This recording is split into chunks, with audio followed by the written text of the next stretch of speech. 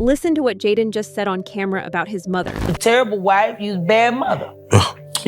Who knew that your husband was doing things to boys and did stuff to your son and you ain't do shit about it. Rapid, intense, that's not speculation. That's a direct accusation from someone inside that world. But it gets darker. Their good friend who... Bilal told me, Jada, he told me that you knew Will was f***ing your child. Yes, he did.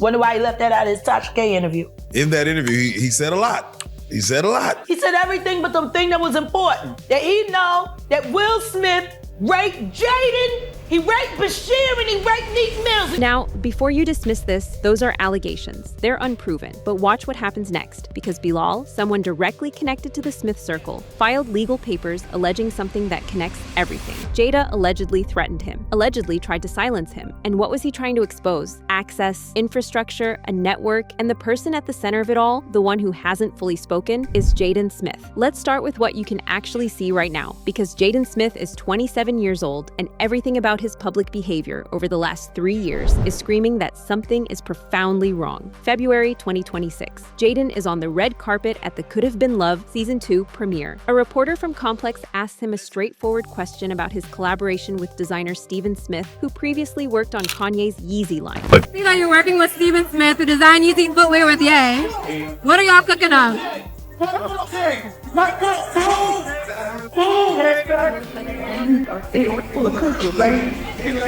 Jaden looks up. No hesitation. He turns around and walks straight off the carpet. Gone. No comment, no wave, no explanation. The reporter didn't insult him. She didn't corner him. She just said Kanye's name and something shifted. And here's what matters. This wasn't a one-time thing. October 2022. Jaden walks out of Kanye's own YZY Season 9 fashion show the moment Ye appears on stage in a White Lives Matter shirt. He posts immediately, "I can't stand behind what Kanye is saying." Then fast forward to October 2024. Complex journalist Eric Skelton sits down with Jaden for what should be a straightforward promotional interview. It becomes one of the strangest 45 minutes ever recorded. I'd never really given much thought to how I would die, but dying in the place of someone I love seemed like a pretty good way to go. That's not Jaden talking. That's a direct quote from the 2008 Twilight film. And he didn't say it once. Handwritten, in his pocket, ready to go. And the next day, Jaden posted on X explaining why. "All the weird stuff you've ever do was me thinking I was totally normal. At the end of the day, I've been trying to fit in this whole time, and I guess it's not exactly going to plan."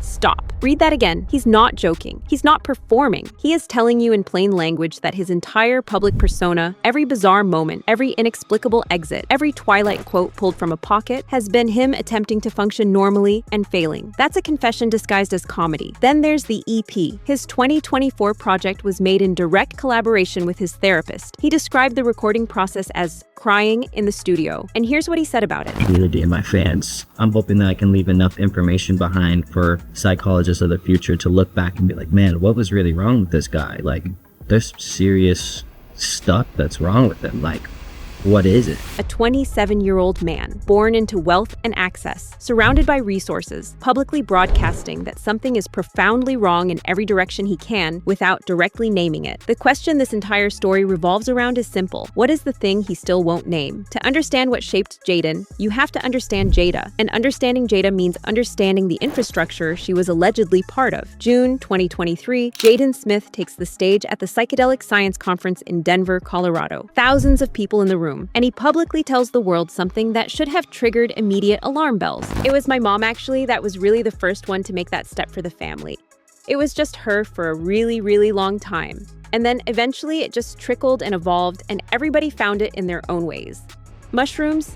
Yeah, the magic kind, of course. His mother introduced the family to psychedelic drugs. That's not speculation. That's Jaden on stage in front of thousands, crediting his mother for bringing hallucinogenic substances into the household. Jada herself confirmed on Red Table Talk that she had been using plant medicine for around 10 years to deal with depression. She said it gave her ego dissolution. She said it was the moment that really changed her. But here's where Jaden's next words become critical in a different way. He explained what psychedelics did for him. You get to a place in your life where you're blocked by something, whether it's a trauma, whether it's your emotions, your ego, not being able to express yourself.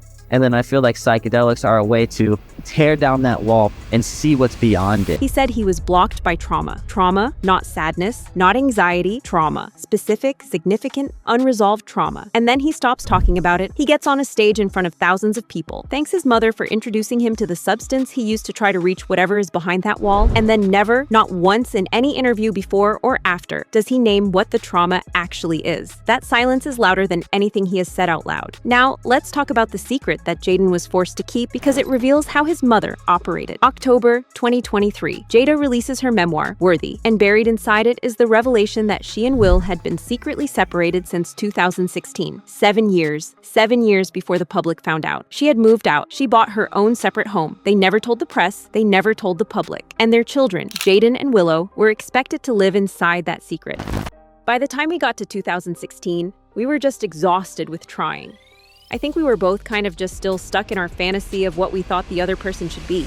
Translation, the marriage was over completely. But Jaden didn't get to know that, not officially, not publicly. He was 18 years old in 2016. From 18 to 25, he was living with knowledge that his parents' marriage was functionally dead while watching them walk red carpets together, do press together, present a completely united front to the world. That is psychological manipulation. That is forcing a child into complicity in a lie. A source close to both Jaden and Willow told the Daily Mail that the siblings felt relief when the secret finally came out because keeping it had put them in a very strange and uncomfortable situation. Think about that. Relief. They felt relieved when their parents' secret broke. That's the stress level Jada created inside that household. And then there's the entanglement. Because the entanglement isn't just a meme, it's a window into how Jada operated. Jada Pinkett Smith sits on her own show, Red Table Talk, with Will sitting right next to her. And she confirms she had been in a relationship with singer August Alsina. Well, I think from there, as time went on, I got into a different kind of entanglement with August. The word became a meme. It was everywhere. Everyone laughed. And in all that noise, people completely missed the most important detail. August Alsina was not some random person Jada met at an industry event. August Alsina was Jaden's friend. Jaden Smith personally brought August into that family. His mother used that connection to pursue a man young enough to be her child. And here's what makes it darker. Before the entanglement became public, August had opened up on the Breakfast Club about his life. He said he had no real support system, no relationship with his mother. His father was gone. He had been struggling with severe depression. He had spoken about thoughts of taking his own life. He was physically unwell. He was emotionally unwell. He was at his most vulnerable. And that is when Jada pursued him. Comedian D.L. Hewley addressed this directly. He flipped the genders to illustrate the point. When they were talking, well, he was sick and he was mentally sick and he was emotionally sick. Now, that's predatory. Connected it to a larger pattern. A man in a position of power pursuing someone young, vulnerable, mentally unstable, and isolated. That's predatory behavior. That's a pattern. And Jaden watched all of it. He brought his friend into the house. He watched his mother pursue that friend while he was at his lowest. And then he watched the entire world turn it into a punchline, a meme, a one-word joke that trended on Twitter. August Alsina, by multiple accounts, is still visibly affected by that period. Jaden carried that knowledge. His friend was damaged. His mother was the instrument of that damage, and the world was laughing. That's the household. That's what normal looked like from the inside. But what happened inside the Smith household doesn't exist in isolation. There is a larger infrastructure here, an ecosystem, and once you understand it, everything starts connecting in ways that are very hard to dismiss. Will and Jada open a private school called New Village Leadership Academy. They enroll both Jaden and Willow. The school is shut down after parents discover that every teacher is a Scientologist, and the entire curriculum is built on study technology, a teaching method created by Scientology founder L. Ron Hubbard. Will and Jada publicly denied any connection to Scientology, but Leah Remini, who famously left the Church of Scientology and wrote the book Troublemaker: Surviving Hollywood and Scientology, stated on record Jada was an active member, active enough that she and Will sent their children to a school controlled entirely by Scientologists. Now, here's why that matters for understanding the larger structure. Big Homie CC, a former celebrity bodyguard who attended multiple Diddy events as hired security and has spoken on record across multiple platforms, made a direct connection between the Epstein model and the Diddy model. Listen to what he said. Part of Epstein's thing was to get people in precarious situations, and then you have this footage that you can use against them to be able to have your way with champions in industry and able to control policy. Get people into compromising situations. Film it. Use the footage to control them. That's the model. That's how leverage works. And Jaguar Wright, someone who has been inside Hollywood's inner circles, connected Scientology to that exact framework. Surveillance, leverage, control. Jaguar then brought up the Smith family specifically and suggested something darker. Scientologists, they're relentless. A lot of people farm out their gaslighting work to them for a profit. That's LA. Connect the timeline. Jada was allegedly an active participant in an organization that, according to multiple former members, used gathered information as leverage over powerful people. Diddy used an identical model and has now been convicted. Will Smith attended Diddy's events. Their children were placed inside industry spaces connected to both worlds from the time Jaden was 8 years old. And then in September 2024, Diddy got arrested. Now we get to the part that nobody in the mainstream press wants to sit with, because it involves direct allegations from someone who was inside that world and decided to talk. His name is Bilal. Bilal didn't just make claims online, he filed legal papers. And what those papers allege is not something you can easily dismiss. According to his lawsuit, on September 25th, 2021, at Will Smith's birthday party at the Regency Calabasas Commons, Jada Pinkett Smith allegedly approached him directly with approximately 7 members of her entourage and told him, in front of witnesses, that if he didn't stop sharing her private business, he would end up, quote, missing or catch a bullet. These are allegations in a lawsuit. No court ruling has confirmed them. But here is the detail that people online kept circling back to. At the time of that alleged confrontation, Bilal had not yet done a single public interview. He was only speaking privately. Somehow word had already gotten back to Jada. Instead of backing down, he went fully public. That claim spread across the internet at a speed that was almost impossible to track. And when it did, Jada allegedly shifted from private pressure to public legal threats. She accused Bilal of defamation. She accused him of attempted extortion. None of it has been proven in court, but Bilal didn't slow down. He returned for a third interview and went much further. He alleged a so-called mentorship network operating inside Hollywood, one that, according to him, connected Will Smith and Sean Combs to aspiring young artists in ways that were not what they appeared to be on the surface. He brought up Brycer Gray, known for his breakout role on the show Empire. He alleged that the mentorship opportunity, connected through Brycer's mother Andrea and former manager Charlie Mack, had led somewhere very dark. Like Uncle Will, you know?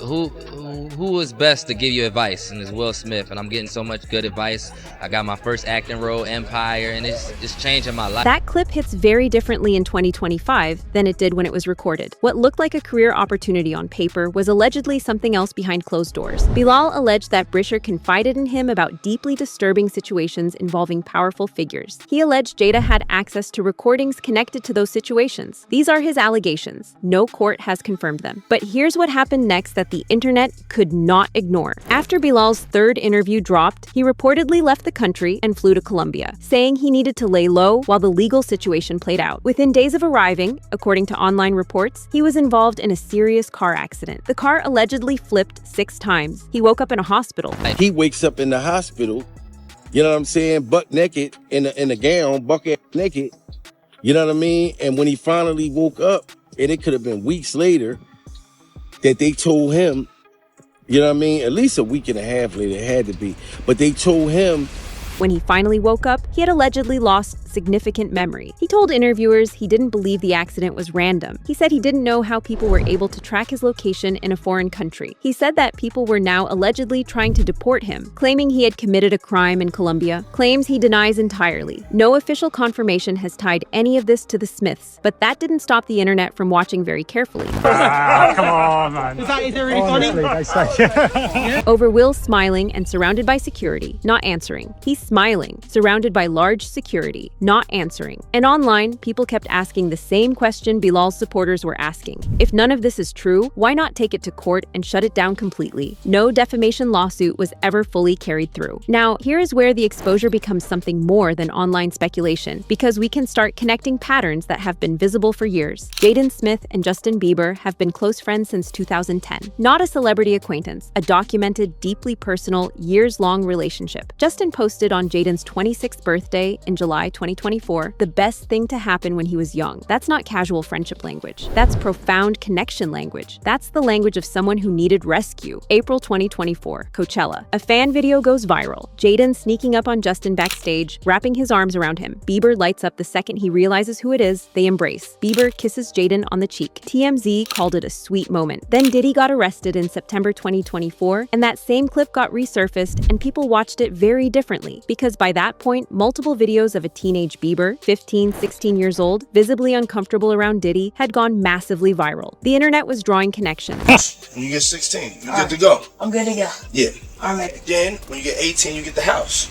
Get the mansion. Okay. That clip, those words, a grown man talking to a teenage boy about what happens at certain ages, what he can give him, what access opens up. As adults, Jaden and Justin are mirrors of each other. The same erratic public behavior, the same visible emotional turbulence in interviews, the same years of the public asking, what is going on with him? Both child stars, both inside the same industry circles, both with parents who had documented connections to people now convicted or facing serious federal charges. They have stayed close through all of it. And the question that keeps surfacing, the one with no clean answer yet, is whether that friendship is held together, at least in part, by something shared that neither of them has spoken about publicly. Jaguar Wright made a direct allegation about this on record.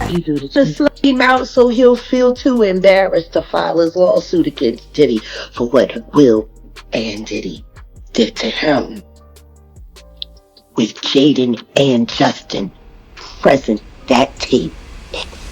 Those are Jaguar Wright's allegations, her words. She is making a claim that there is recorded evidence of something happening in a room with Jaden and Justin present. No court has confirmed it, but the internet heard it. And the internet remembered every behavioral signal Jaden has sent for the past 3 years. But to understand what Jaden has been broadcasting, you have to understand what happened to him directly. And some of it is on camera. Jaden has told multiple interviewers that his father repeatedly tries to kiss him, not on the cheek, on the mouth. And he has asked him to stop multiple times. No, not on the set he wasn't trying to kiss me. But after the set, he'll try to kiss me or anywhere else. That is not commentary. That is not speculation. That is Jaden Smith on camera telling you his father repeatedly tries to kiss him on the lips and he wants him to stop. Jaguar Wright referenced those clips directly in a May 2024 recorded interview when discussing the Smith family dynamic.